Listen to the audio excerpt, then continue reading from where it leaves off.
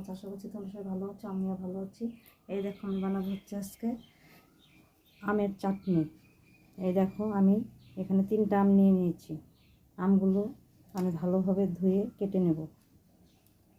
এই দেখো বন্ধুরা আমি আমটা ভালোভাবে খোসা ছাড়িয়ে নিচ্ছি।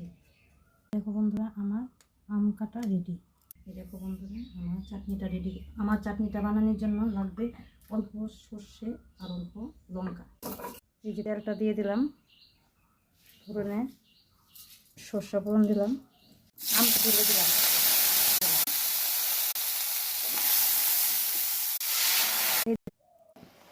এই যে সর্ষে বাটাটুকু আমি দিয়ে দিলাম। স্বাদ মতো চিনি দিয়ে আমি ভালোভাবে নাড়িয়ে দেবো। এই দেখো বন্ধুরা আমার আমের চাটনিটা রেডি। যদি তোমাদের এই চাটনিটা ভালো লাগে তাহলে অবশ্যই শেয়ার আর একটা লাইক করে দিও।